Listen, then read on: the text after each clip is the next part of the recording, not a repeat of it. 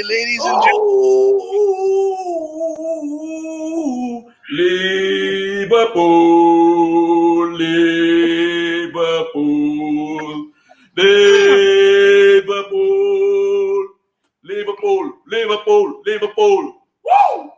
Come Is that on! Mia? Yep. So what show is this, Mia? I'm wondering, what show is this? Okay, this show all been put together by Napshot Nation, our Napshot people, and the crew. I mentioned our producer, our crew members, all at the back there. It's known as Code Red. Code Okay. Red. Woo! I'll go one better for you. I'll go. So this show is about the reigning, defending, undisputed English Premier League champions, Liverpool Football Club. It's all about LFC. We're going to talk non-stop about what's happening in the week, the games, the reviews. We're going to talk about all the juicy little things as well. And Maya, how do you feel? How's the week been for you? The week has been fiery, stormy, and also I can't wait to hear what we have in store for today's show, Cal, to be honest with you. Yeah, man, it's gonna be a lot of stuff, but it's not only about us in this show. We've also got 3 diehard Liverpool fans. You'll notice that they have memorabilia with them. They've got scarves with them. They've got all kinds of different cool merchandise behind them, and they really add up the spice to the show. So I'm gonna bring them all on, not one at a time. I think you bring Liverpool, they're a team, they're a family, right? They always say the LFC family. So let's bring them all one shot. Let's start first with Jacob. Yo, what Ruben, up, guys? Woo! Belton. Jacob. Welcome, guys. Ruben. Welcome. And Ruben, you're on mute, bro. woo, How is it going, everyone? How is it going? Fantastic, fantastic. How are you guys Jacob. doing? Hi, I'm everyone. pretty awesome. Yeah, awesome. Good, Yeah, good win against yeah. Ajax yesterday. You all satisfied? Happy? Yep, definitely, most definitely. Now we can play Yeah? the kids for the next game. Yeah, it should be Your youth Youth academy Academy finally. finally. Yeah, we are good. And I mean you can play the under 11. For the next. that's a good one, Jacob. Okay, what do Belton, you my think? man. Yeah, Melton. Sorry, Yes. mate. Belton, my man. How you doing? I'm great so far. I'm happy with How's the 1-0. Yeah, as long as you win, right? Doesn't matter by the Yeah, scoreline, you win, right? yeah. I'm quite Pretty impressed of awesome. the young kids. Now the youngsters are strong. Yeah. You must. That is something I must admit as well. Now, guys, before we even kickstart the show, before we even do anything as well, we just want to just let everyone know that we have a contest, right? We are very kindly sponsored by Premier Football, our kind sponsor. To pretty much, they've given a really cool merchandise, a really cool classic scarf. I'll just show you an image over here. This is what it is. It's an LFC scarf, sponsored by Premier Football. The guys at Premier Football, thank you very much. For those of you who don't know, yeah, you can get jerseys all over the world, like shops and all. But one thing I like about Premier Football is the memorabilia. So those of you who collect memorabilia, really nice token items, and you want to get some really cool stuff, drop by Premier Football. They have outlets in Bugis, Suntec, as well as Harbourfront, and get your merchandise from them. So it's actually, we're going to run a contest, okay? You guys, I'm sorry, you guys are not allowed to participate. But what we're going to do is we're going to show you an image. And I must say, Maya, I think it was the second image, or maybe the second or the first image, he got it straight off the bat. Okay? So we're gonna start off with a little contest. And this is the contest. It's called Who Am I? Really simple. Who am I? I'm going to show you the first image. Those of you who are there. So what happens is, after I show you, there are 3 images. After I show you the last image, please write your comment, write your answers. Now, if we have similar answers coming in at the same time, we'll choose maybe 3 of those and get 1 winner. If there's only 1 person answering, you're going to be the winner of that scarf. All right? So here we go. This is the first picture for everyone. Remember, do not comment your answers yet. Yep. Do not comment your answers yet. Keep them to yourselves. Take a look at it. All right? I'll take it off in about... Who am I? I started from the academy. That's the first clue. Yep. Okay, that's the first clue. All right. So now we'll move away from that and let's talk about the games. Let's talk about what happened over the weekend. right? But before we get into that, everybody who's watching us, please share this content. Please like, share, and subscribe. Tell your friends about it. To all the supporters on Facebook and Instagram recently, thank you very much. We appreciate the likes, the followers, the feedback, the sharing of our posters of content. If you want more, let us know. We're more than happy to create stuff and give it away to you guys as well. Yeah. So now, Yep. moving on from that, guys, let's talk about this. The match review. Brighton and Liverpool. Unlucky Liverpool. Mia, what do you think? You saw the game. I'm gonna put it that since day one that I actually watched this season, Yep. VAR and referees are not in so-called in tally. Yeah. Okay, Yeah. it looks like as if there's no compromising on it, or there's no talk about it. Like they don't see each other, or they don't talk about it, and I feel there is something wrong about it. And as a Liverpool fan myself, I'm totally not happy about it. But let us hear from the guys, Cal. So, Ruben, you watched the game, right? The first half, let's be honest, it wasn't much to talk about. It was sluggish. It was just both teams feeling each other out. Liverpool don't want to commit. Maybe there's fear of injuries. I don't know. There's a lot of things we could talk about, but there's nothing in the first half. That's everything that really happened that was juicy. All happened in the second half. So, tell us from your feedback of that game. You know, having goals disallowed, having all this stuff that's happened. 1-1. Obviously, it's not a fair result. A lot of Liverpool fans have been telling me. What's your take on it? I think to start off, it was a weird game actually, and we consider a penalty at first. Then the penalty, I think it's a fair penalty, and then from that point onwards, I think it was a KG affair overall. I think it was 50-50 in the winning, in the middle third, and in the attacking third.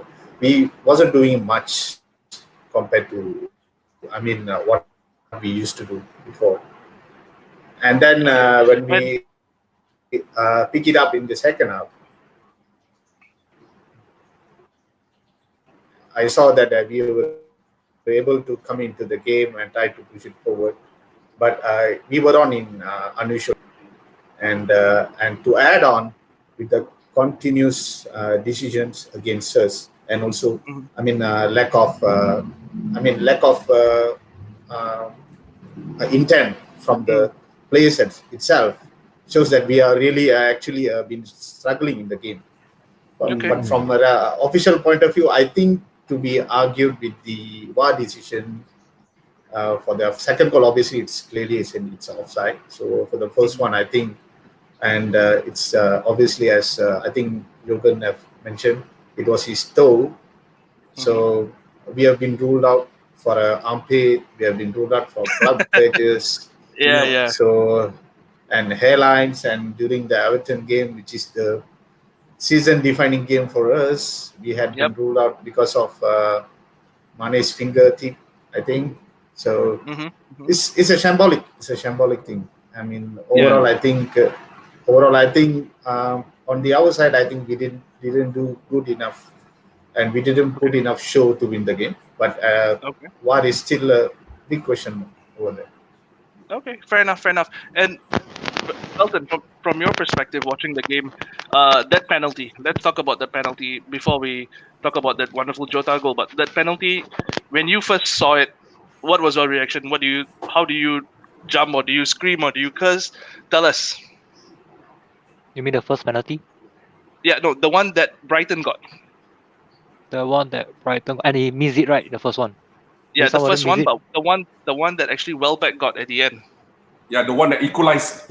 The equalizer Okay, after oh Jota my scored. Yeah. god, that to me is a 50 prediction, because for my view, Robertson's actually is going forward. As a defender, you have to clear the ball. To be honest, you are clearing the ball. So as a striker, if you play, you will know that this is a 50-50. So I think it's an accident for me. Although it's a contact, but it's still an accident over there, because when I'm looking at the replay during that time, you can see that Robertson actually is looking at the ball, not at the feet. So he just want to just went on the ball. Just nice, coincidentally, the feet came in, so we have to give a penalty. So the decision is made already. So for me, it's still a 50-50 challenge. Okay, fair enough. And you know, a lot of people are saying that Liverpool were robbed, right? Yeah. But you know, Jota's got the wonderful goal. The game's over 1-1. May I just want to put this out to everybody? Has Liverpool been unlucky this season? Because this is not the first time in terms of VAR, in terms of VAR injuries. The season as a whole, has this been a cursed season for Liverpool? Jacob? Yeah, Jacob, go. Well, profanities are allowed, right? Yeah, go for it, man. Speak your heart. Well, Speak from the heart. I'm just gonna say this: fuck VAR, honestly, because I I was a supporter of VAR, because I mean we saw the World Cup, we saw how effective it was, we saw refereeing bodies use this properly. I mean, you look at the leagues in Spain and Italy, and referees actually go to the monitor, the on-pitch monitor, to check out what is going on. But it's only in England. Okay. It's only in England where these monkeys decide to think that they are smarter than everyone on God's green earth, and they think they can make things a whole lot more effective than the rest of the world. But by God, you guys are the dumbest pieces of shit refereeing the most beautiful game in the world. And I'm not saying this just as a Liverpool fan, because there are so many other refereeing decisions that have been absolute bullshit, Yep. and not being and VAR is just not being used properly, and I just think it's ridiculous. And VAR as a system is not the problem. It's the refereeing body in England, and I hope that somehow this is recorded and is sent to the Premier League, and they need to know this, that everyone thinks that they're bloody bullshit down there, man. The refereeing body, and they can't stand up and say, hey, you know what, I made a mistake. No, you can't. And they just it just puts everybody in a very bad mood. And God, I'm sweating and my aircon's on and I'm so pissed off. Yeah. Can't disagree much, right, Cal? No, you can't, because you know, as you watch in Bundesliga, you watch a bit of Serie A, or like even La Liga. The referee, I think it's only in England where I feel maybe the referee uses that VAR to make the decision for himself and take the attention away. So anything is wrong, it's VAR. It's not me. VAR, but they kind of put it back to Stockley Park and all that stuff, right? So, and I mean, you guys have been, because of that, points have been lost, which might have put you top of the table. Correct? Yes. Yeah, and even in terms of, I mean, injuries as well. You go back, you trace it back a bit. I mean, we all know the biggest injury or the biggest disaster for you guys was the Van Dijk collision tackle, right? Everton fans, tell me. Listen to this. Pickford was moving away because he saw Van Dijk coming, so he tried to move out of the way and he clashed into Van Dijk, and they stand by that. Okay, but we all know, if you play this on a Sunday league in anywhere in the world, you get up, there's a fight starting straight away. Exactly. Right? So, you know, do you think that the luck, or maybe the FA, or is it just pure being bad luck this season for you guys? Like, or do you think the FA has not really supported Liverpool properly in terms of looking after the players? Ruben, what do you think? I think as a overall, not only Liverpool, I think the supportiveness has not been shown by the broadcasters or the Premier League, and also the broadcasting, because the Premier League are blaming the broadcasters and the managers are blaming. It's actually going in around. So you can see week in, week out, we are talking about war and all those things. And as Jacob mentioned, I think in the previous show, I already will reiterate that war is actually a system that is being corrupted by the people who are sitting behind that. They're using it to just to cover the mistakes done by the ref. That's how I see it. It's not improving the game. It's slowing down the game. It's definitely slowing down the game, and it's taking away the moments that being enjoyed by the fans. I need to say this.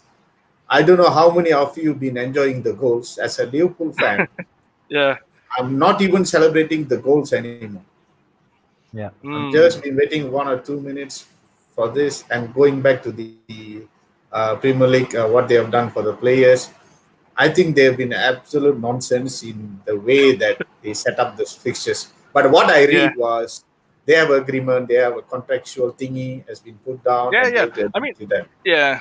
So for that, we'll just touch that a little bit. But Velton, from your point of view as well, I think you'll also agree strongly that VAR has taken the love for the game in terms of celebrating a goal. In terms, let's put it this way: out of the Liverpool context, if you all remember the Leeds game where Patrick Bamford put his hand up, just put to where the ball wants to go, like we all do, right? You say, "Bro, pass the ball here," something like that, and he got called out for offside. Do we like? Should we scrap the offside altogether, or is there a better way to manage this VAR? Sorry, scrap the VAR altogether, or is there a better way to manage VAR? I Velton. think VAR must be out lah. If not, they will, in a way, destroy all the beautiful game in football. No matter what, we have two. Okay, I put it as we got two very fast winger, Salah and Mane. No matter every time once they go, beep, you definitely see VAR say that they are offside. It's very weird. I don't know, because due to their speed, maybe they fast. Because when you're running 100%, there's a momentum for your arm or hand or whatsoever. You can't just say, because of little thing, you just say that they're offside. Or in a way, maybe the camera angle might be wrong because the player are at the back and the camera angle are at the front. So you can't really align. Why not you just change the camera angle to the top so you can exactly see whether is it aligned or not, rather than on the side.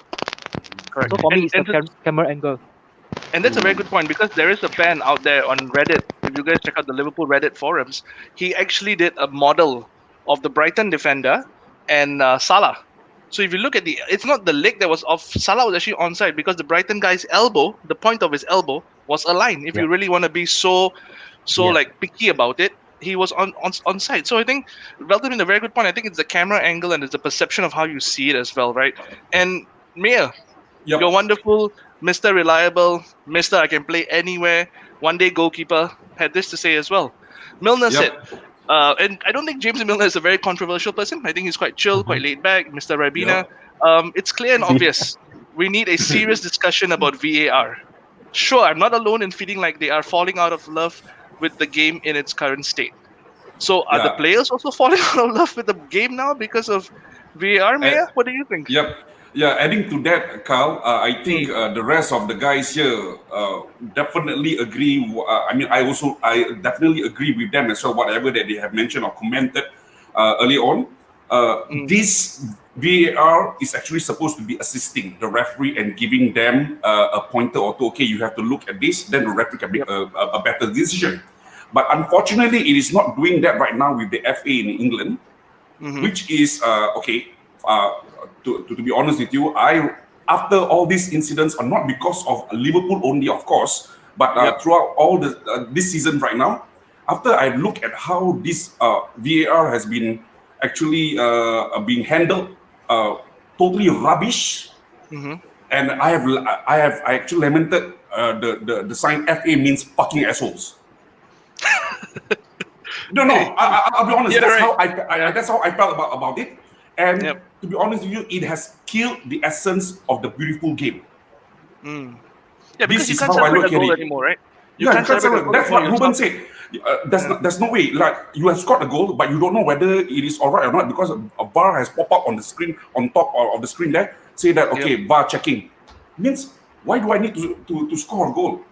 Then after that, I'll be waiting, So that's what Ruben has mentioned as well. And how Velton and also Jacob also felt, just a little bit toenail incident of a marginal line offside. So that's how I do. If I may, I think, if I may, I think, tennis uses Hawkeye and these technologies that really, look into whether the ball has hit the line or is it out of the line. And I think these are technologies that can be brought in to use, and maybe the entire footballing body needs to sit down and say, hey, look, if you really want to count toenail or your hair or if your pubic hair is out of is onside or offside, or Suarez's tooth is onside or offside, I mean, seriously, let's discuss how much of your body percentage needs to be offside to be call offside lah, and let Hawkeye make that decision lah, because I'm sure there's technology out there to make this better. But then again, it's down to the English again lah, because we need to stand out. We need to look like we don't actually need VAR. We are the ones who are assisting VAR and not VAR assisting us. So I'm done with that shit show that the English have been putting up lah, and really destroying the game at it. Yeah. Yeah, and just to me, you're the guy with always the insights on transfers and information of news, especially with LFC, right? I give you that much. You've been 80% to maybe 90% spot on with your information that no one else knows. I don't know where you get your sources from, but I beat you to the punch this time, my friend. I managed to find, through my friends at the deep dark web, who's sitting in the VAR room. Oh.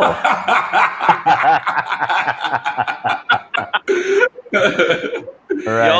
Y'all forgot about him. Y'all think he's not. He is waiting slowly to make sure y'all don't topple his legacy. Coming up to this, Cal, Sir Alex Ferguson, never to disrespect this man, okay? But he has come out to agree with what Klopp has been doing, and also for what he has been doing for Manchester United. This is what Klopp has been doing. He has agreed to that, because why he says that in order for them to bring the club back to where it's supposed to be, Liverpool, this is what it's supposed to be. You have to respect that, you see? Yeah. So we are not totally saying that whatever that has been mentioned about Klopp and stuff like that actually is not totally wrong. So on top of that, I'm sure you want to bring out something that we are going to also moving into the to talk about. Yeah. Mayor, that's a good point. Let's see what the people are saying. Let's run through some of the comments over here. Yep. And let's say, of course, wonderful. Hey Jude, let's go, boys. Come on, you red men. Thank you very much. I think this is regarding the Brighton game. From Puvarasan. Yep, unlucky is an understatement. We've been robbed. All right, and the echoing that from Rohani as well. Robbed Liverpool. Yeah, my man there, Rohani Karuddin, my man. Woo. Your man, brother. This one's quite interesting. From FJ, guess, are the fans victims of their own cries as VAR is perfecting itself after numerous complaints? Well, that's a very good question, Cal. Maybe we should impose this to any of our guests here today. Who wants to have a shot at this? Do you think that the fans are victim of their own cries because VAR is still perfecting itself? It's not there yet? I don't think so, because at the end of the day, these monkeys are paid huge loads of money to perfect this thing, to make sure all sorts of protocols and operations are put in place before you actually kick off a season that rakes in millions. So I don't think the fans are victims of our own cries. You ought to. The onus is on you to get your job right. So sorry, my man, that ain't good enough, bro. Yeah. Speak from your heart. And and then another comment here. If it's not working, I think he's speaking about VR. Nigel Gill. It's not working the way it's supposed to because of the methods they're applying it. In other leagues and sports, it's more transparent, and the final call is made by the ref. Just to put on top of that, on that point as well, Velton, this is a good question for you. I just think you should help me answer this as well. Should communications between VAR officials and match refs be heard over the PA system? Okay, I think regardless of this, right, the best is the referee should be the first one to make the decision, because they are trained, they are professional. Yep. Okay. And secondly, if let's say they are not confirmed, then they can go through VAR to justify whether how the things work, rather than everything let the VAR decide. If that's the case, why not? Like the chaos machine, a lot of things don't need. Okay, I got 2 linesmen, I got 1 ref. Okay, remove lah. We just use VAR. It's the best one. That's exactly what Mourinho said out of frustration once. Yes, correct. If since that the technology are doing the thing, we keep away the human, we let the technology do the part. But that will kill the essence of the game. Ruben, what's your thought? You're just silently listening to all of this. I bet you have something to say as well. Do you think that we should hear the communications about the VAR decisions? I think it's just like what the FIA set up for the Formula One. I think the technical instructions will be listened by the drivers. What I think it was, it's not the way that they're using the system. Okay, For example, in tennis, in cricket, they'll use it when they need it. Okay. So we need to first draw the line when we need this VAR to come into the place. We can't be reviewing every decisions. We can't be reviewing every goals. So the first call has to come from the ref, whether he want to call for the VAR or he wants to go with the on-field linesman. Then we need to come into the next part, which is the communications. And if you look at the incident happens during the last minute of the match against the Brighton, which is the penalty call, they had a communication with the VAR officials, but what they didn't decide it. He just let the ref to come over to the monitor and see for himself and make the decision. End of the day, he made the decision based on the slow-mo thingy, which I think Robo's foot just rubbed some of the grass off Welbeck's foot off. I think. So that's the thing. They make the system. It looks dramatic, whereby the penalty decision they have to make based on the real-time scenario and incident. It's completely slow down the image, the video, and convince the ref itself. So the system itself, we need to has to be checked. So I don't think we can put in the communication. Yeah, because just to give you a bit of hindsight, because I'm not sure whether it's the Swiss league or whether it's the Belgian league where they have the VAR regulation, but they have a leeway. So like a 5 cm or a 7 cm leeway from the point where you're offside to the gap there. So that is considered like a leeway because of human error, with the eye error, right? With the eye error as well. So they have that as well. And then I think the A-League has that point where they actually let you listen to the conversation as well. Just to take a few more comments before we actually move on over here. Apparently they need VAR for every single Liverpool attack. Same point Velton was making because of the speed of the wingers that Liverpool has. And I think let's take last one over here from Tristan. I think I mentioned this one before. FA needs to explain every big call made from their point of view. Provide explanation to the fans, coaches, and players of the game. But, even if they do that, the game's done. The results in the books. You drop a point or you lose points or bad decision is made. I don't think fans would want to sit for 10 to 15 minutes to listen, or 10 minutes even, to listen to a call being made and explain why it is and why is that. Then the players on the field will argue, coaches will argue. It just disrupts the game as a whole. We don't even want to listen 5 minutes, Cal. Yeah, you just want to play. Players don't want to play. So this whole VAR issue is obviously pissing off a lot of people, but the people that are being pissed off the most is the one affected the most, which is Liverpool, right? And that nicely segues into the next point that we have over here, is our dear friend, your beloved manager. Is he about to pop? Because all the decisions, we've seen that whole 8 minutes on BT Sports where he and Des had a wonderful conversation, right? Yeah. And some of his points he raised, I agree. Some of his points he's raised, I actually am not 100% certain on what he means by that. So, Maya, could you please lay out the groundwork of what Klopp mentioned? Okay. He actually congratulated BT Sport sarcastically. Am I right, guys? Yep. He was talking to Des Kelly. This is what we all know. In a bad-tempered manner, the post-match interview after a 1-1 draw with Brighton at the MX Stadium, to add salt to the wound, he also lost James Milner. That is when actually he went bonkers. He went mad, totally mad. So with that, he was in a way blaming or so-called the schedule or the fixtures, which is actually Liverpool has been playing a Wednesday game followed by a Saturday first game at 12:30 p.m. So this is what I want to hear from you guys. From my point of view, I will listen to you guys, then I will tell you what's mine. Right, Cal? So I will let the guys. So I think Ruben can go first for this one. I want Ruben to take this pitch, so then we will listen to the rest of them. What do you say, Ruben?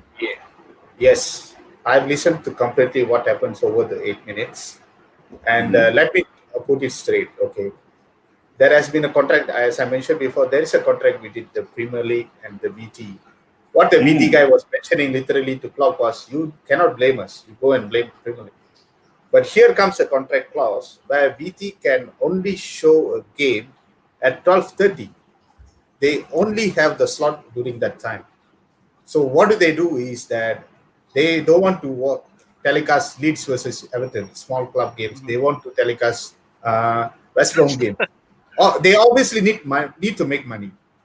They want to make money, so they pick the top four, which is the biggest game. I mean, biggest teams, and give them money. Actually, basically, for the subscribers or for the broadcasting payment and all those things. So what do they do here is they go and picks up the team which is essentially playing in the Champions League by naturally. So and these BT guys just taking the fact away from the conversation with Klopp. He's just mentioning and put on the blame with the Premier League. But actually, they know that they need that 12:30 game to be played by one of these big guns. And here comes the Klopp's dilemma, like he mentioned. The victim has been Liverpool because the past 3 times we've been playing into that slot. And the next slot is coming up, I think, against Palace. Yeah. Yes. That is where I believe Klopp is completely right. Yeah. BT has been a selfish, although Des Kelly had a point. You have to go against the CEO or chief executive of the Premier League. But they had an agreement. They're not going to go away from the agreement. But They want the big team you've to got be played the league's at 12:30. fixture. Ruben, you've got the league's fixture given to you at the start of the season. You are a defending champion. You know, it's easier to fight the title than to defend it. I always believe that. And obviously Klopp has seen the fixtures beforehand. He's seen everything. He Yes. knows Champions League, because you were fighting, like you said, it's not a small club. A small Yep. club won't be playing 4 or 5 competitions throughout the year, and you guys are the champions. You know, you guys have dominated European club football from the English Okay. perspective over the past few years. So, you know, to me, is this whole complaining about 12:30, 1:30, whatever time, is it just small Peter, him doing this, like just being very picky, or is Klopp being smart? Is he taking away the points drop, putting the attention on him, and playing some kind of weird mind game away? Because he mentioned, when they asked how was the performance from the boys, he said, "I'm proud, very proud of them." And to me, I thought maybe he was just, you know, putting attention on him. So, anyone, please feel free. If I'm wrong, fire at me. Go ahead, please. I think Ruben had something to say. Go on, bro. So what? Okay, just put it this way: we have 4 teams in this chapter. Yeah, Sorry, Ruben, I We can hear you. 4 teams playing Champions League Okay, 14th in the league, Champions League. Yep. football, which is comes under Thursday. I mean Wednesday or Thursday, Okay. Yep. Fair enough. or early to Wednesday or early to Mm-hmm. Tuesday. And we have Europa Liga, which is on Thursday. So we cannot touch the Europa Liga fixtures because they are playing on Thursday. And Correct. hello. Yeah, Yep. I keep, Ruben, just give us a sec. We'll try to fix your audio for you. Jacob, just help me figure out what's your point. Am I wrong to say that this is a bit of mind games from Klopp, being smart?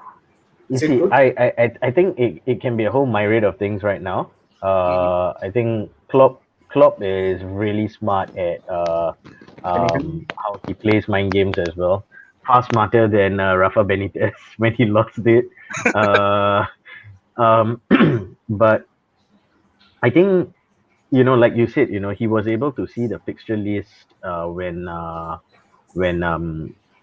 before the start of the season, and you know, looking at the squad, then I think he was well prepared. Okay, you know, I have the squad of players, and this is what it's. And I think we are well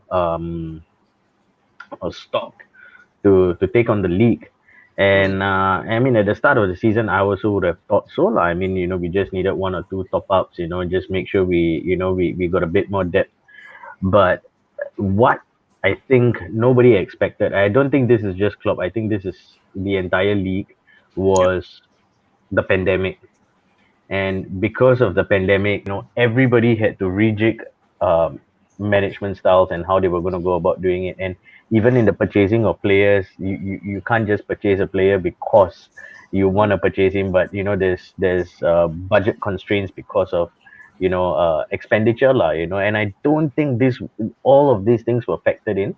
uh and it's not something clubs will come out and say, yeah, we didn't factor all of these things in. But I mean, if you really look at it, also nobody expected Van Dijk to get injured the way he did get injured. Yeah. you Yeah, know fair enough. yeah, you look at James Milner, nobody would think he would pull a hamstring just like that. But Yep. I think it's also fair for Klopp to say, look at the fixture list lah. We are going through it now, Yep. and I think the least the FA could do is, hey, let's have a winter break of some sort. I mean, we all love to watch football, we all look forward to the weekends, but hey, just as much as BT is paying the Premier League, and money is being exchanged, Yep. these guys are still human lah. I think Yeah. they do need a break. If not, it's just going to destroy everybody, and it doesn't just affect you physically. I had a very bad injury just last year. I tore my Achilles tendon, Ish. and it took me a year, almost 7 months, to stand up and start walking again. And it affects you mentally. Now, if players keep going through this over and over again, and you're not just talking 1-2 players in the squad, you're talking an entire squad. And I'm telling you, Man City is also affected by this. It's just that the limelight is not on them now lah. The limelight is on us because we are the defending champs lah. Yeah. Yeah, but his whole comments, and then sarcastically applauding BT and having a Yeah. go at this and all. A lot of fans say, Yeah. "Oh, he's losing it, or he's bitter." But Yeah. to me, I saw it in a different way, where I thought maybe he's just playing mind game. Yeah. Maybe he's being Yeah. smart, taking away from the results and everything. He's definitely not losing it. Klopp is too sharp for that kind of stuff. He knows exactly what he's doing. And Yep. yeah, to a great deal, the boys are underperforming and warranted because of the fixture schedule. Mm-hmm. Now, the last thing he would want is the media to be, clamoring, and every pass is being scrutinized, and Yep. that is not what Klopp needs right now. And so he's happy to do what he's doing right now, lah. And I wouldn't put it past him to do that, lah. Yeah. Velton, what's your take on it? I mean, do you think Klopp is? I mean, obviously, you guys are frustrated as is with VAR. Now, imagining being the man of the club and having to run it day by day, week by week with game. Do you think he was just airing all his frustrations at one go, or was there more to it? Maybe he feel for the player, because currently I think Liverpool have a handful Okay. of injuries. So I think he also have to think of a solution. Definitely he have to think of a solution. Because the only way now what Liverpool can do is really promote the own youngsters. I think he's good at that. He's good at that. We don't really rush by during the transfer window also. So he will rather get his own player, let them develop, see their performance. From there, I think Liverpool are good so far. According to the youngster, I don't know how you guys think, but for me, so far, the impression compared to the previous last time when Liverpool bring up the youngster, you can see the difference. Really, is very huge difference. They are more confident with Klopp. The whole team are more like they fight together, no matter what they are doing. That's what I see from This them. is the culture of Yeah, the entire club. Yeah. Yeah, the entire club atmosphere also. Ruben, you were saying just now before your mic got cut. Please, you're arguing the point of the fixture pile up. I think Ruben has got froze. I Yeah. think we've frozen live. I think my While we getting back Ruben on it, I just like to add what actually Jacob and Belton also has mentioned on top of this. Earlier November, which is before Klopp, they said before Klopp went mad about all these things. Earlier November, Lampard also mentioned something after the international break. They straight away, he said that this is not the actual way to come in. To come straight away to play a Premier League game. This is not the way I'm supposed to come after the international break. And to add on that, later Ole Gunnar Solskjaer also mentioned that the kickoff was a joke. He said that the kickoff was a joke. It was set up to make them fail, although they won it with Everton 3-1. But like Jacob mentioned, no, Klopp is not gone cuckoo. He is still sane. He's still doing what he's doing best, and still maintaining. It's just that he got frustrated. What like Belton has mentioned as well. He got frustrated because on top of that, he lost James Milner, who is actually the most fittest guy in the squad, top of the physical fitness thing, and everything that what he does, he can place anywhere, any position. So that's what this all triggered. So I think not exactly that Klopp has lost it, but we have actually seen all the commands and all the same from these guys, Cal. So Ruben, you're back. Yep. Yeah. Continue what you want to tell us. Yeah, that's the thing about the fixture pile-up thing. I think almost everyone forgot that we have stupid international games being played during pandemic season.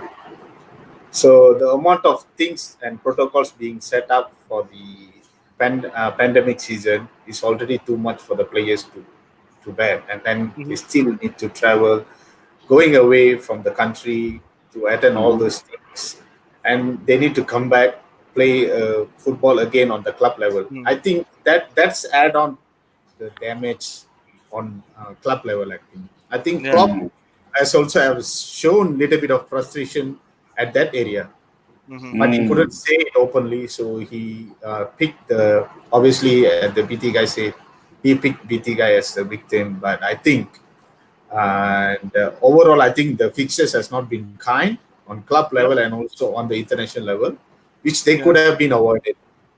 Fair enough. And I think this comment kind of echoes your statement as well from Hey Jude. It's a perfect mind game from Klopp to bring the spotlight back to the media. So Klopp having a go at the media is to turn it around and not talk about Liverpool injuries. He must be sick and tired of hearing about that. So let's talk about let's talk about the media. What are you guys doing? And actually, just to hit another point as well, someone mentioned this over here, FJ as well. The FA and EPL need to relook at how fixtures are planned, especially around clubs that are featured in UEFA or FIFA endorsed competitions.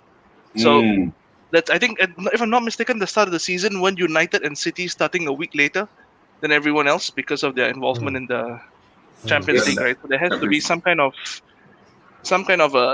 arrangement as well from that. Yeah, from that. But you know what? Look, you guys, injuries and everything aside, let's talk about what happened last night, right? You all mentioned academy, you all mentioned youth, and I watched the game. I actually watched the game, and I must say that your goalkeeper, who looks like he is 16 years old, looks very young. This little guy from 16 years old, but what a performance! And even your two youngsters as well. Mia, you saw the game. You tell us, let's talk about the youth. Let's talk about Kelleher and the three other injuries as well. Okay, let me just mention about Kelleher first. This young Irish lad. Oh, I tell you, a couple of sublime saves that he has made yesterday. It looks as good as Alisson Becker, our number one. Come on. Yeah, he's got to improve his beard game, lah. Yeah, of course. No one can fight your beard, lah, bro. No worries. Yeah. I think Ruben can. Ruben is the closest, then followed by maybe Belton. Belton, I can see a bit. Go ahead. Yeah, go ahead. Yeah, so the way how he actually projects himself out yesterday, performing, being comfortable inside the penalty box and everything, it shows how actually that mentality and how actually Klopp has put these youngsters into the first team and making them look like, hey, they belong here. They don't belong on the bench only. They are anytime to be substituted, as in they can play anytime with the first 11. So that's how I look at Kelleher, how he performed yesterday. To talk about Nico Williams, and also the assist goal with Curtis Jones. Yeah, what a cross, bro! What a cross! And the goalkeeper thought that the ball is out. Yeah. Not knowing that Curtis Jones was lurking around just to tap in the ball, and he was shocked. And to let you know, it's not Kepa in goal. It was Ohana, an actually solid Ajax goalkeeper. And all the big clubs want him. So you can imagine if that kind of bend and swerve can fool a keeper of his caliber, it says a lot for a young kid to hit into the box like that. Exactly. So on top of that, I think Liverpool has actually stepped up with the youngsters, the youth. players yesterday with a 1-0 win. Well, but let's not get carried away with injuries again, which is mounting up with the team, which I hate to talk about it. And here comes what I'm going to mention, Kel, just to add on to what with this current situation with Liverpool team, muscular injuries. Yep. So this is the thing that I don't want to know. See, looking at what Klopp complained that Liverpool has been faced to play games at 12:30 and stuff like that on Saturday than any other teams. Whether Klopp is correct, he said we played 3 times 12:30. No one else. I'm sorry, Mr. Klopp, as much as I love you, but to be honest with you, there is another team who actually played more than Liverpool. Yep. At 12:30. Yep. Okay, that is where actually these stats come on. You look at that. You're gonna zoom in a bit closer, guys. But I think it's your. We get to see it is our nemesis, Merseyside Blue Merseyside. Or as Ruben called them, a small club. Yeah, a small club. Yeah. Still a small club to me, but okay, that was incorrect by Klopp because Everton played 4 times and also played Carabao Cup. Whereas we played on Wednesdays. Well, hold on. Let me tell you this. There's something behind it, which is I tell you, we disagree on the intensity of the game that we played. Is Champions League. They are playing Carabao Cup. Okay, let's not disrespect. Let's not disrespect that. But it is also because there's an increase of games from previous season. So this is where Klopp comes in, which is you need to remember you need to have 72 hours to have a full recovery from one game. A game, I'm talking about a game. Okay. This has been clarified by the scientists and also by all the fitness trainers and everything. If you put it this way, at 119 matches we have played at 12:30 games.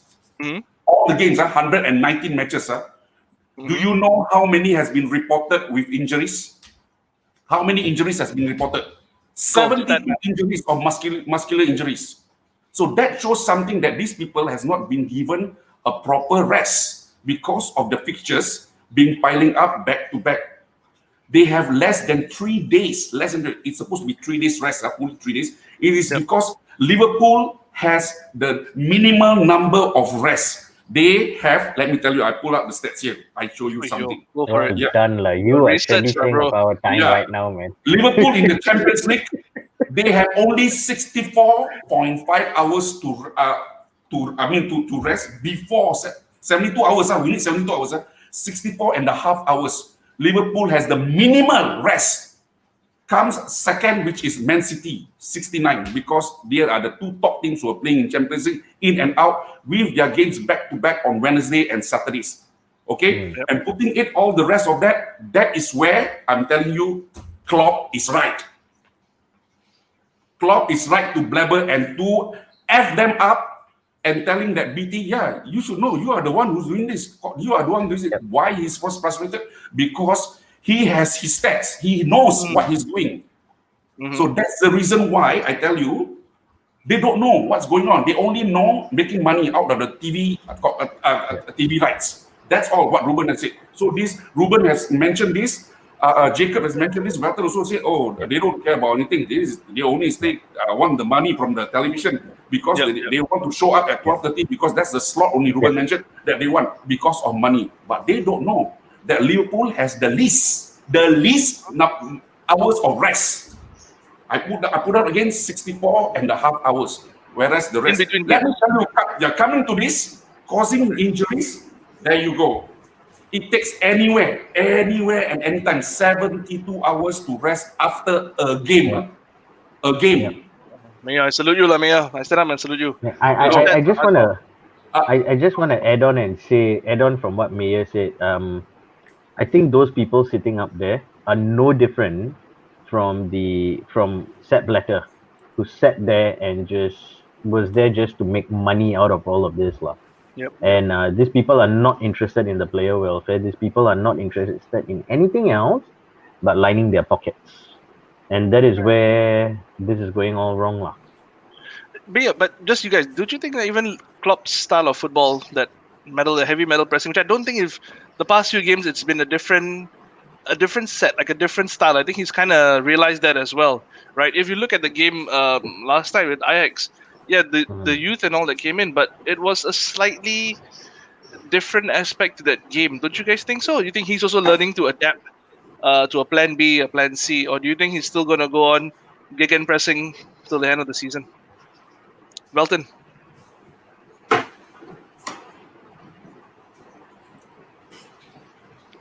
For my point of view, I actually realized that Klopp have already like slower the player pace of playing the game.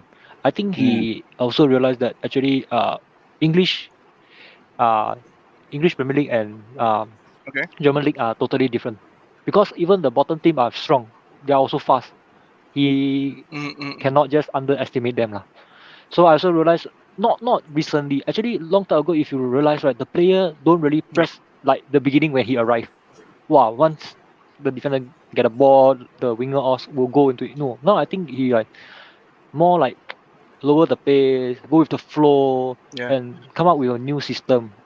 And because he don't want to tire the player as well lah. Because if not, it will like training also injured. Then after that, on the play game also injured. It's very tight for them. Player also, they are human. They also need but rest. last like time what he you tried guys the are mentioning. youth, right? From your goalkeeper, I was surprised when I thought Adrian was injured or something, but no, he trusted this young chap to stay in goal, and he produced I think 2 world-class saves, point blank even. Does that? I mean, look at how the season has been for Liverpool. Yes, a lot of low points, a lot of injuries or VR issues, but if you step back, you guys are not in a bad position. You qualified for Champions League, top of your group. Right now, he's putting youth players into it, and we seen last year with Chelsea and even at times United throwing a bit of youth here and there to experiment and to see how it goes. But Klopp got it right last night, and the youth players who actually shown up for you guys. Ruben, who was the star from last night's game with Ajax that made you go, wow, we are okay. We're actually not that bad if they keep performances like that.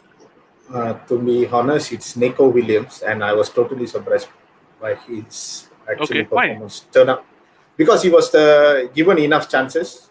If you ask me, he have been an understudy of. Obviously, he has a bigger shoe to fill in, which is the Trent Alexander-Arnold's shoe. Exactly. And then if you look at last night, the one thing I was realized is Robo has been. He was having some niggling pain, or he was struggling with some injuries. He wasn't having his best game. So the entire game was going all the way to the right side. The creativity was all on the Nico Williams side. And I thought he did well along with Jones. And these two guys have been in and around with the senior squad. And yesterday is the one that I think both of them have stepped up in the different level. I mean, we can say they step up as a Champions League player. As a European standard. Yeah, because it wasn't a small club. It's Ajax, a team also rich in history, good in youth development, a strong team as well. Totally. Jacob, last night, your point of view, who stood out for you? I honestly thought it was Keller. I was really impressed. I was actually lying down and watching the game, I saw the first save. I think I can't remember. Is it from Tedic? I can't remember. I think it's Tedic. It was a point blank header, and it was to the ground, and Keller dropped like that just to and he stopped that, and I was like, these are the reflexes of a world class keeper. But I'm not saying he is world class. No. I think he has got good mentors to learn from, and I think he's there to gain a lot lah. And I just wish the best for him. I think Nico Williams, I think the media has been pretty harsh on him as well, but he's a young boy. I mean, we got to remember these are 19-year-old boys and 18-year-old boys are playing in the Premier League, I mean, just think about what we were doing. We were playing amateur football at 19, 18, maybe prime league. But these boys are going through a whole other different phase, and I think it's amazing. Look at how Curtis Jones has grown into it. Yeah, sometimes he goes missing, but when he turns up, boy, he turns up. and Yeah. and with Curtis Jones' shots, I think there was one that hit the woodwork. It was really a glimpse of Steven Gerrard. I was like, Oh, you guys. whoa, and I was like, damn, that was good, and yeah, I think there's a lot of good things to look forward to, and I think because, like I mentioned earlier, there is a culture. The entire system, the entire academy is playing the style that Klopp wants them to play. So Uh, true. when the boys, when Liverpool last season had to, travel up to Abu Dhabi for the, or was it Qatar for the Club World Cup competition, Yep. and the boys had to, the second team had to step in. They did not play like they were a second team. They played like Klopp's influence was right there in the game, and I think that's amazing because the culture runs through the entire club, and that gives you similarities, like how your Barca youth academy players usually come up and they are not lost with the different kind of play from your second team to your first team line. I Yeah. think that speaks a lot about Klopp's influence and how these young boys are growing into it as well lah. Fair enough. Kel, just to add on what Ruben has mentioned earlier on, that do you think that it is because of you said that Nico Williams has actually turned up for the game? Am I right, Ruben? And Yep. and to see that that Robo was not performing, probably it is a mind game or maybe a tactical game to switch the play to the right hand side, because knowing that Robo is a fast wing back, which is actually always Katina, and they know how Robo plays, they switch it to Neko. That is why he is performing. What do you think, Ruben?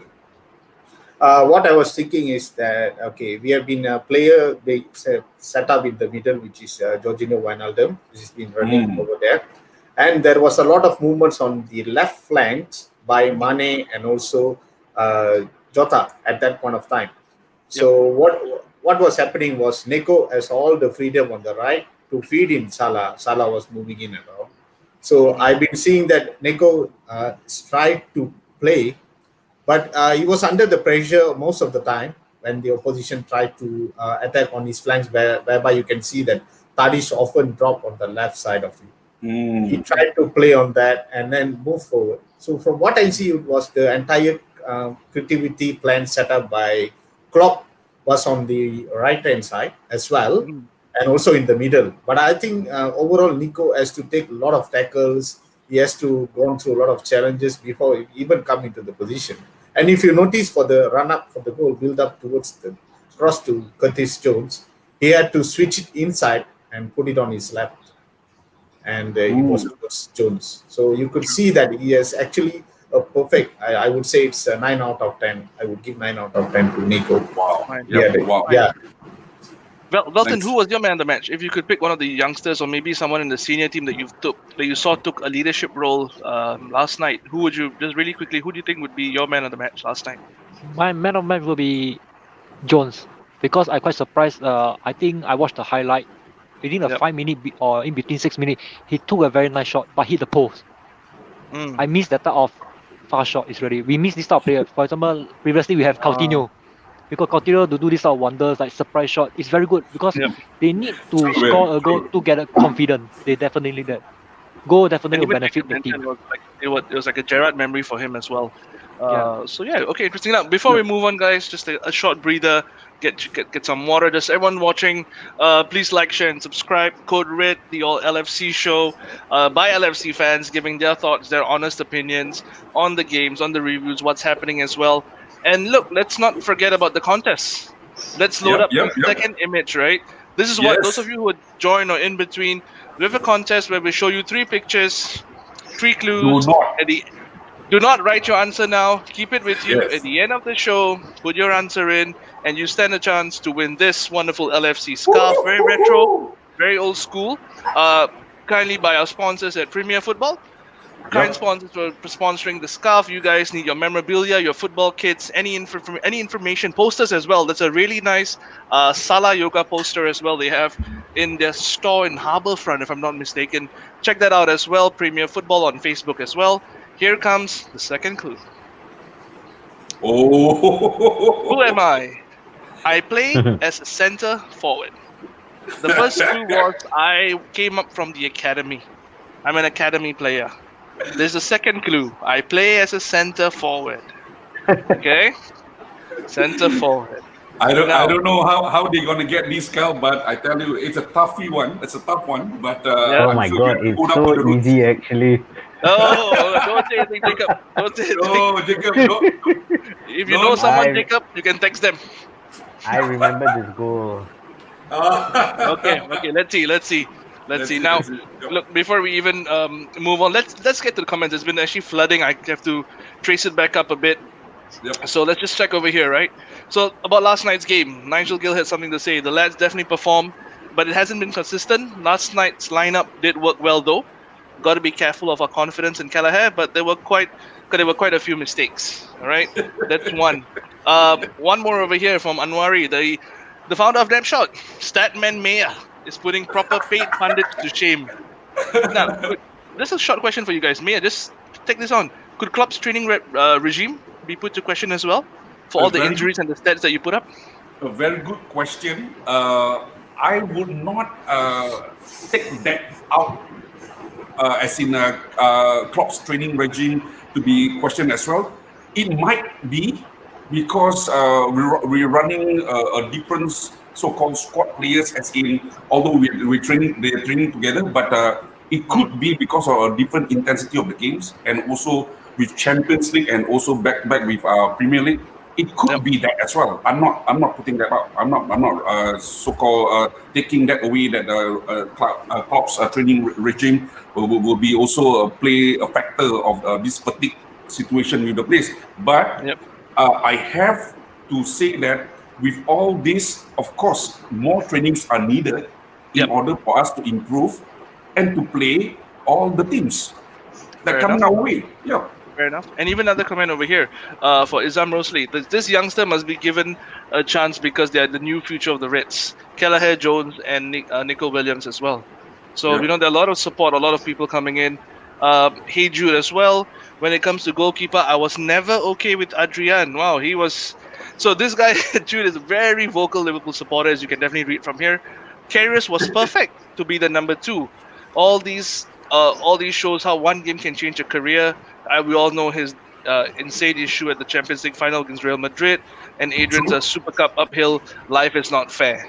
Okay, I put it this way, like this, Cal. When I mentioned about Kelleher did a so-called world-class save yesterday. I said it's as good as Alisson Becker because it reminds me of that Napoli game. You see, one Fair shot. You say, I was like, oh, wow. It does. I'm not saying that he is a world-class goalkeeper yet, like Jacob mentioned, but it does remind me of that Napoli game. That could be written off. Liverpool could have been written off for that Champions League game. Ouch. Sure. Yeah. Sure. So that's what I said. Yeah. A question to the panel. Do you all think Klopp will be able to win any silverware playing young players throughout the season? Joel Robert, a Man United fan. Dude, you're talking to Liverpool fans. They're going to win something. They tell you, of course, they're going to win something. What a question. But, hey, anyone who wants to fire back at a United fan, a bit of a joke at their expense, please, the floor is yours. Wait, who's Man United first? Oh, wait, yeah. So,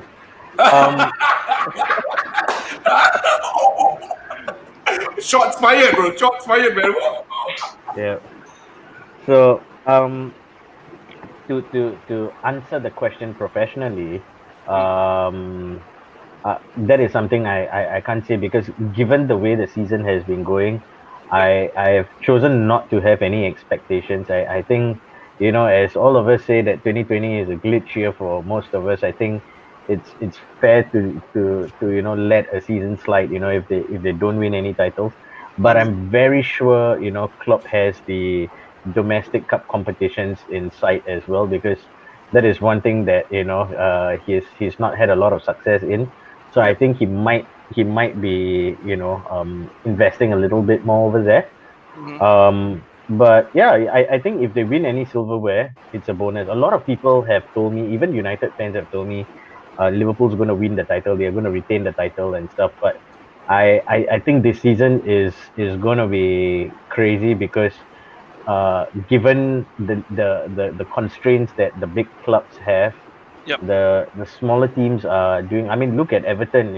One of the smallest clubs around, and they were on top of the table. So I mean, kudos to them for taking advantage. But now we know where they belong, and it's pretty clear.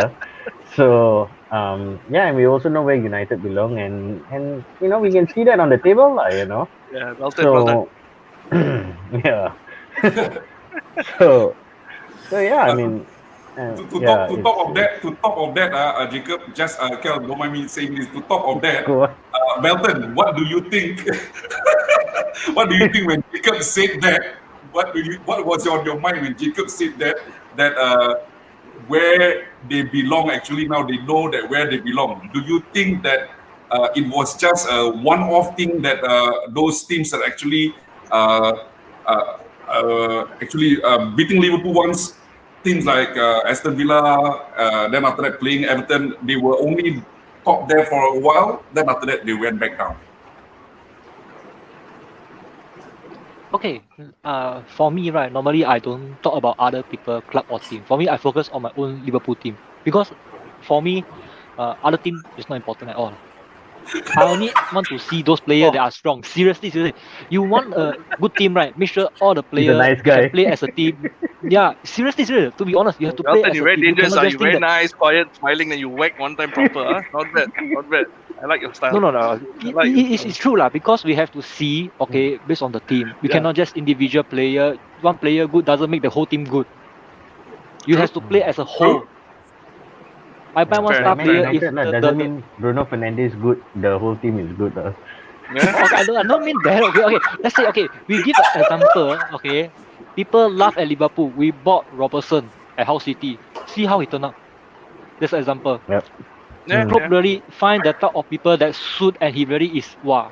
I don't know, he got that type of eagle eye lah actually. Okay, Fair and enough. Jota, nobody expect that. Come, wow, why people buy from this? Who don't know. So I was like, wow, come only just keep scoring EPL. So he's Fair enough.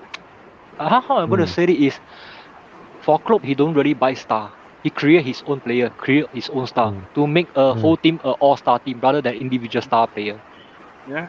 And funny you mentioned Jota because it moves us to the next part over here. This is the last portion of the show where we're gonna preview the game. Liverpool and Wolves, right? Jota coming back to haunt. Playing against the Stormers side to haunt them. Homecoming. Just to put up some stats up here for you guys, if you guys can see. They've played 12 times so far. Liverpool has won 9 of them, 5 at home, 4 away. They've only got 1 win out of them. From Wolves has only gotten 1 win. And if you look at the form, this has been interesting. You look at the form, it's almost somewhat equal in a way, right?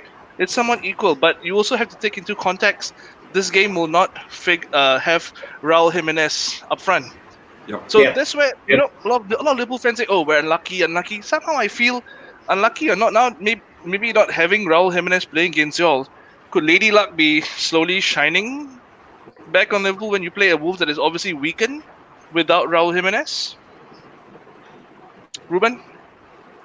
I think Wolves always have a tough block at the front. They have 3 players who can rotate the place, even without Jota.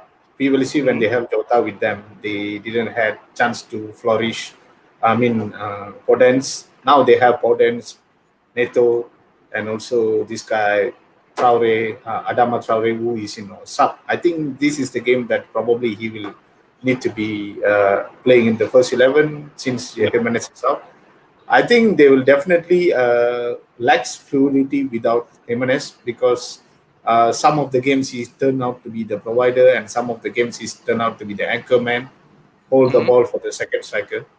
Wow. Definitely they will miss him, but I think they have enough firepower in their arse to actually match Liverpool intensity. Okay. And just to put a bit more stats up there as well, this is the season so far. You guys sit on second, you play Wolves that sit on 7.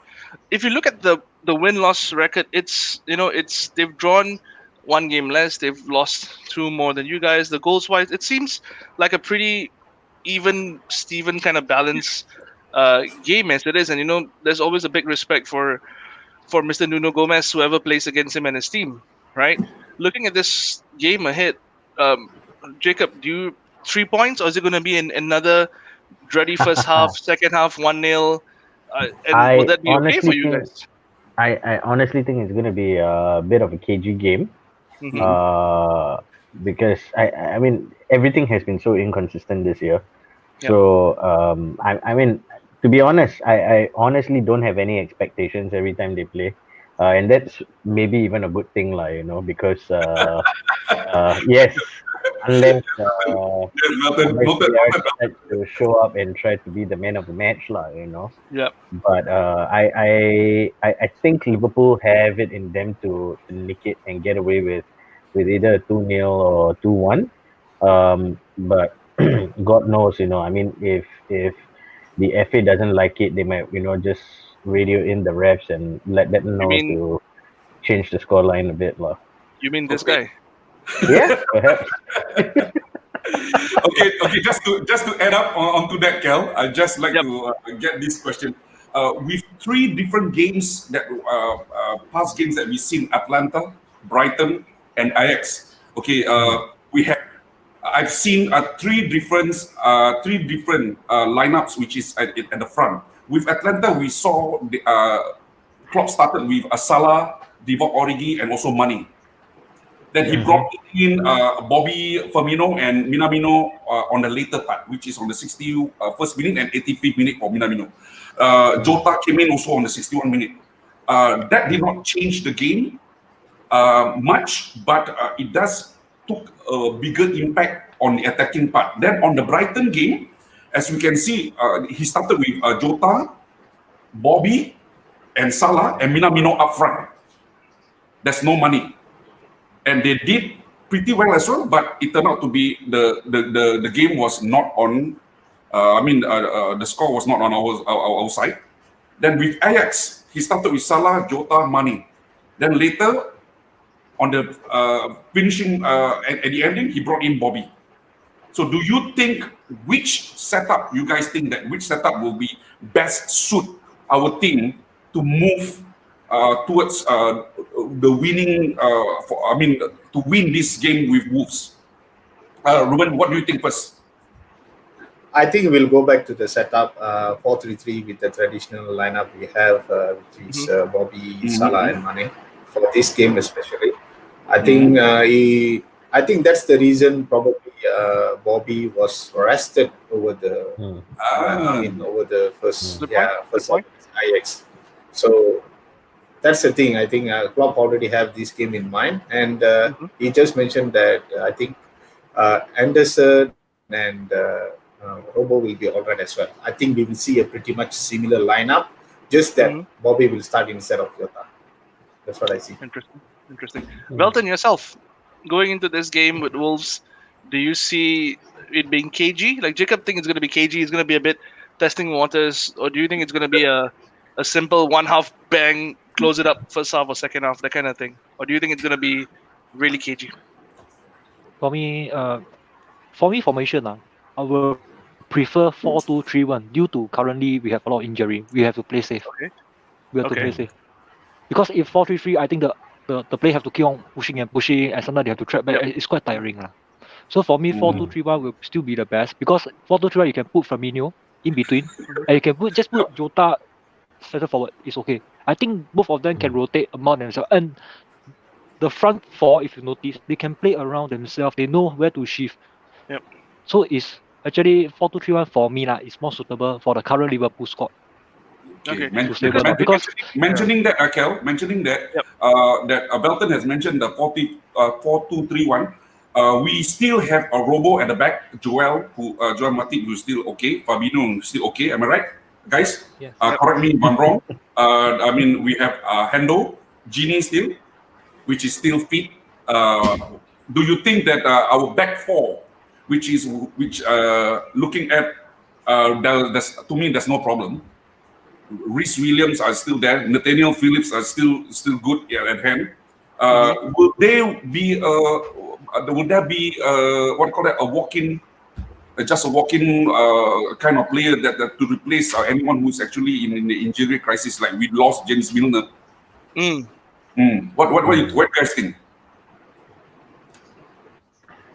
Well, I think the players that we have are trustworthy, but if you want to look at it for the long haul, it's a bit hard because, again, as you were mentioning those no those names of players who are fit, I was just cringing and smiling because I was like, God, I just hope nothing happens to Fingers them. crossed, bro. Fingers crossed. Yes, yes, Mm, yes, yes. yeah. That's the last thing we want to hear because it's just been absolutely disruptive, and the boys that have come in have done absolutely well.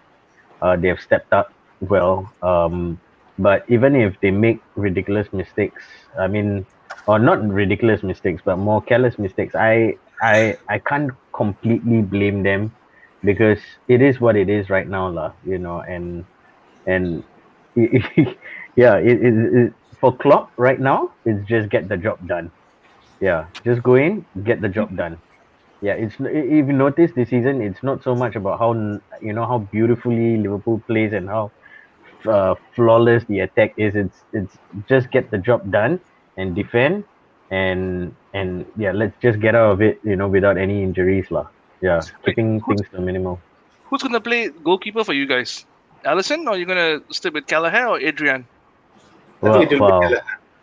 It will be Kelleher. Allison is out for 2 weeks. All Yeah. right. At least 2 weeks at least. Okay. On top of that, do you think that Curtis Jones will be featuring walking into the first 11 straight after how he performed yesterday? I think I we think don't there's have. a chance. We don't Yeah, have. there's a chance. Yeah. Ruben said yes too. Am I right, Ruben? Yes. Jacob said yes. Welton, do you think Yes, that Curtis Jones will just walk into the first 11 team?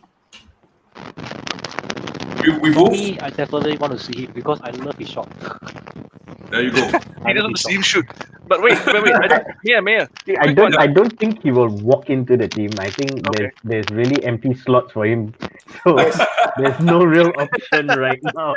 You know when I say walk in because Klopp might be playing the four up front again with Jota, Yeah. Bobby. Yeah, Sure. we Yeah. never know Yeah, because you're right. Bobby, You're right. Yeah. when Bobby played behind Jota is playing in the center, Mane on the left and Salah on the right. It looks pretty tearing apart the defenders, because Bobby is very good. His skills, magnificent. Right. Brazil. He just toss the ball here and there, left and right. That's it. And, But Mia- knowing, let me finish. Kyle, knowing that the Brazilian and the Portuguese, they speak Portuguese, you see. So Yeah. playing against Wolf, who is a Portuguese manager, And a Portuguese team. yes, Yeah. that's what I'm saying. You see, they Yeah. might be doing some magic there with those four up front. I'm not going to But write that. the thing about Wolves is they play a very different formation as well. They play a 5-2-3. 5-2-3, Right? but And it is then if you because take of out now Jimenez. Raul Jimenez. But you take out Jimenez, they might play a different formation as well. And then you don't forget Traore, if he does start and all his contractual issues, and Podence on the left wing, there's space. It could be it could be 3-5-2. Wolves just frustrating Liverpool with the five at the back, keep frustrating Liverpool, just keep pressing on, and that last 15 minutes, boom, they counter. You never know, right? So, I mean, from the comments I'm seeing about the scoreline, a lot of Liverpool fans are very, very optimistic, going with the 2-0, 3-0, these kind of thoughts as well. Mayor, Yep. do you think it'll be a 2-0, 3-0, or will it be another 1-0 by good old Liverpool? Okay, just to be honest with you guys, I'm looking at a 3-0. For sure. 3-0. I'm not being boastful or whatsoever. I'm looking at 3-0. It's not because it's not because of we lack of the age of what midfielder or striker or defender. No, it's just that Liverpool has this thing that which I've watched them play week in week out, knowing that the moment when you think Liverpool is in danger, this is how they play. They will come back stronger. Their mentality when they play against teams like Wolves, like Wolves or any other teams, I think this will sum up that how bad these youngsters that Klopp trusts wants this to win the game so much under his belt with the youth there. I am pretty sure it's gonna be like that. I am pretty sure. So let's just look through the comments. Let's see what they're saying as well, right? Because over here they're saying Faisal, Wolves is coming to Anfield, having won away at the Emirates. You So it won't be see, an easy one, but it'll be it won't. Okay, this is the. It won't be an easy one, but it'll be 3-0 for Liverpool. If this is not an easy one and you guys win 3-0, what is hard? 2-0. 2-0. is hard. Yeah, because 2 is never safe for me. Yeah. 2 is And never another one safe. over here. Another one. Wolves is the second Portugal team. Team coach is one of the most tactical game. Ritz must give a power first 11. I predict 2-0. Jota and Mane to score. Woo. Okay, It's interesting. high time money. You know, right? Am I right, Ruben and the rest of you? Money is waiting for him for his goal. Oh yeah. Fair enough. Yeah. A much more safer comment. I don't feel the same. Quite a bit of competition. And the Boomer squad goes with a simple 2-2 draw with Wolves. Ooh. Got to respect That is if VAR gets involved, then you're gonna get 2-2. I'm pretty sure. Someone's gonna win, someone's gonna lose, unless VAR gets involved. So, boys, we more or less know the starting 11. We more or less know. Only I think the question mark I would put up to you guys is your goalkeeper at the back. Does he go with tried and trusted Adrian, or does he try Kelleher? That's two different options right there. But all this being said, Maya, you've gone with 3-0. Jacob, your score for this game? 2-0. Yeah. Ruben? 2-0, 2-1. Yep. 2-0, 2-1. Okay. Ruben? 3-1. 3-1. Belton, yourself? I will go for a 2-0. 2-0 to Liverpool. I am going to go, Maya. I'm going to go with a 3-all draw. Oh, it's not Chelsea. VAR, with It's a mix not of the- VAR. Yeah. Now you know who's behind VAR. It's not Sir Alex. Not me. It's Sir Cal. It's Sir not- Cal. It's this guy. It's not me. I'm safe. 3-3 scoreline is always the Arsenal versus Spurs. Arsenal Spurs can sleep, lah, bro. No need to watch. The London Derby, yeah. Two small boys trying to play. They are the Everton of the whole London. Don't worry. Okay. While we were talking about this, just for those viewers who are still watching us, don't forget to actually like, comment, and share. Napshot Studio will be all the way code red on every Wednesday 9 p.m. with my pal Cal, the host, and the mayor himself here. Don't forget to like, share, and subscribe. Napshot, come on. Mayor. And especially Liverpool Red. Come on, man. Yep. Steady. Let's go with the third and final clue. To get the answer. Okay. Jacob already knows the answer. Jacob, please don't spoil it. Before you put it up, the photo, Kel, Yes, sir. remember the moment when Kel put up the photo, then you can start putting in the comment who is the player behind the pixelated photo. Yep. Okay? This will be our final photo, right, Kel? Yes, that is correct, sir. Okay, so once you put up the photo, put in your comments and give it a good guess who's the player behind the pixelated photo, and you will win this special retro LFC scarf from our Premier Football sponsor. Yep. Are you ready? Okay, Here we go. So the first clue was I am an academy player. Second, I played the striker. Third clue, I scored a stunner in this picture. Yes, man. He's the only one who did this. Woo! I'll leave this up here. Here we go. Okay, we're waiting for some comments to come in. They're flowing in right now. While we are waiting for comments to come in, the prediction score that we have from myself, 3-0, Liverpool versus Wolves. I'm pretty sure that Liverpool Mane will score. Mane has to score. I don't want them to always dribble. They always Mane will score. You'll be surprised that Mane will score too. Mane will score too, and Salah or maybe another unexpected scorer to score this, to make it 3. But Jota is on fire though, so well. cannot underestimate what would be like if they had playing 4 up front. I think Jota stands a chance to score a goal or 2 as well. This is I how think I look. we will. We will need to use him as an impact player in this game. That's exactly. But how tactical it can be, knowing that Jota is ex-Wood player, it will be a very good time for him to actually turn up and deny the critics that we had made a good business out of Liverpool, paying 41 million out of Jota, who is actually a second fiddler to of a striker. Well, come on, we just paid him only 4 million first, okay? We have not paid the rest, and he's already banging goals for us. So shut the hell up, tell the rest of them, okay?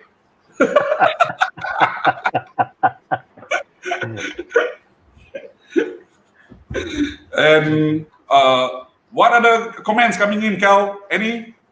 I'm getting Steve Finnan. I'm getting all kinds of funny. I got one Carragher. Let me just show you. I've got one that says Cara 23. Cara 23. I've one that says Steve Finnan. Okay, that's a good one, Steve. This guy over here.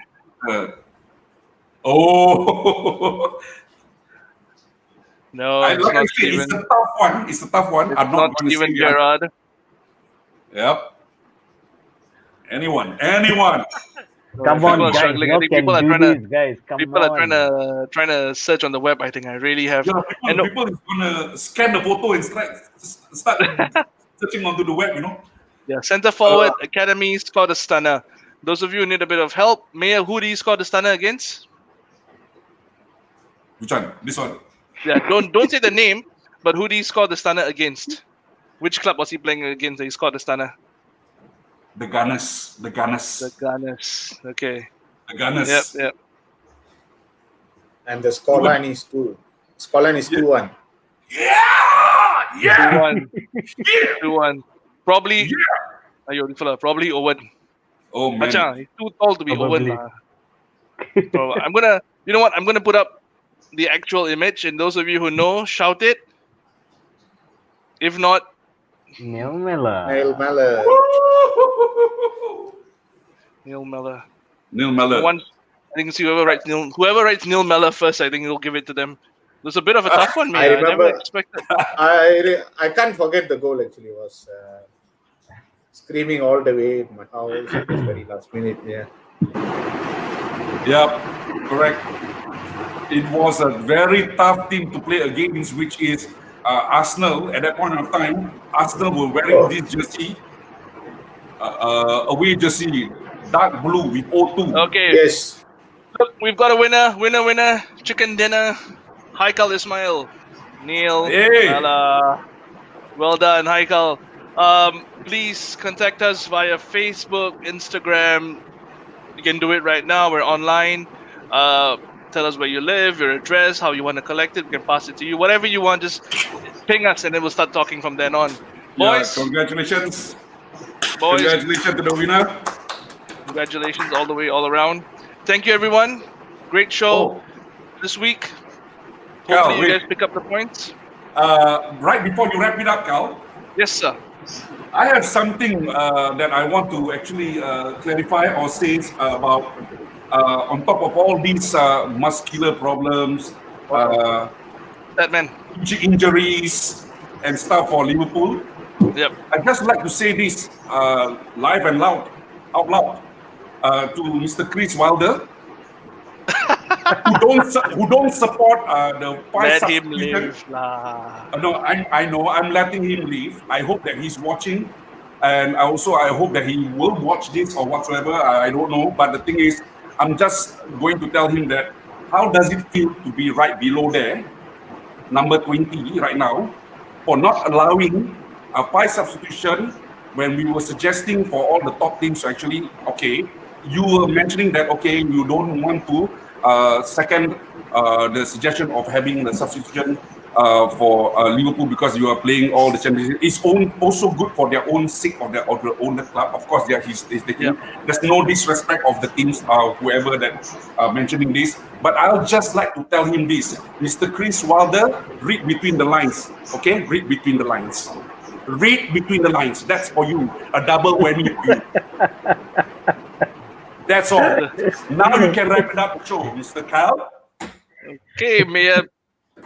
You're a nice, cool, calm guy, and I don't want to be on the bad side of you. Just to let you know, Joel Robert, my brother. Mia, don't action lah. Sudah lah, Mia. You CMO still want to action fight with some fella in UK Apache or don't lah, bro. Let him live lah. You see you started a revolution. F off Wilder. Oh, at least I have the courtesy. I said read between the lines. That guy said it all out. Yeah, man. The Boomer Scott. No holes, man. You're really shooting on everything. All right. Look, guys, thank you once again. Really a great episode. Thank you to Premier Football as well for sponsoring the show and for the goods, actually. And you guys, good luck this weekend. All the best. Yep. Thank you, everyone. And those watching the show, please like, share, and subscribe. Yeah. On that note, we're going to say goodnight. Elmer, thanks for having us as well. Thank you very much. 3 points. For what you guys 3 points. do 3 points. Melton. Woo!